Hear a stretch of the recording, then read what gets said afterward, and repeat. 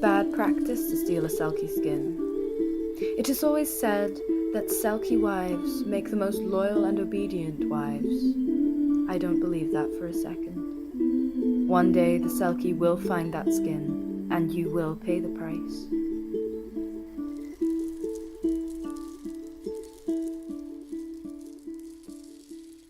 The man saw them dancing on the beach one summer solstice.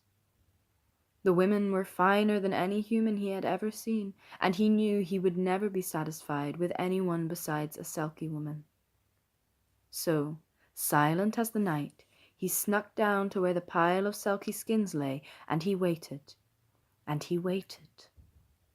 And as the sun began to rise, the Selkie folk collected their skins one by one and headed back into the sea. Soon there was only one Selkie skin left, and as the final woman came to collect it, the man leapt from his hiding place and scooped it up. "You are to be my wife now," he announced. The Selkie woman begged on her knees, "Please, sir, let me return to my family. I have not even said goodbye. Let me return just once, and I will come back and serve you without complaint." But the man refused.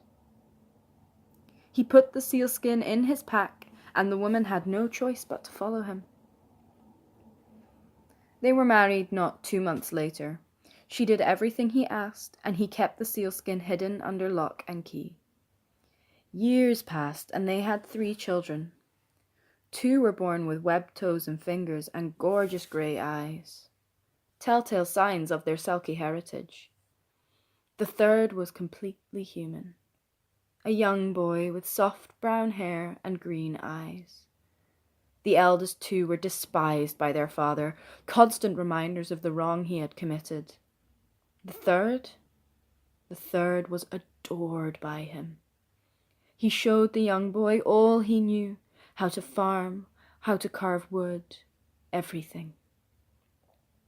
At night, when her husband went to bed, the Selkie woman sat the 3 children in front of the fire and told them the stories of her people. She told them of the sea and of the kelp forests and the fish, and with every story she told, her longing grew and grew. And with her longing, so too grew her anger. Anger at her husband. This was an anger that simmered like a fire in her gut and she could not put out. Then, one night, as her husband lay sleeping, she noticed he had taken off the chain which holds the key to her skin, and it was now lying unguarded on his bedside table. Silently as she could, she got out of bed and took the key. She retrieved her skin, and she felt like she could breathe again. The man awoke to an eerily empty house. He frantically lifted his hand to his chest and noticed the chain was gone. The bed was cold where his wife should have been. He rushed to the chest that had previously held the sealskin and, when he found that empty too, realized what had happened.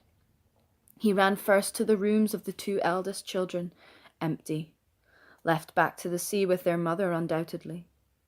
Panic rising, he ran to the youngest child's room, also empty. The man ran to the sea. He spotted 3 silvery seal heads bobbing in the sea foam. He locked eyes with the largest one, and he knew he was looking into the eyes of his wife. "What have you done?" the man screamed. But the Selkie didn't answer. She just turned around and dived back into the sea. As he watched the 3 seals disappear, his eyes fell on a dark shape coming into the shore on the waves. He knew what it was before he had run over.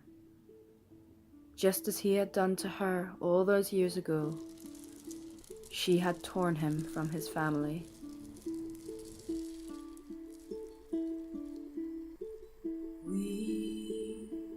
We are the free, we are the crashing waves upon the sea, and those who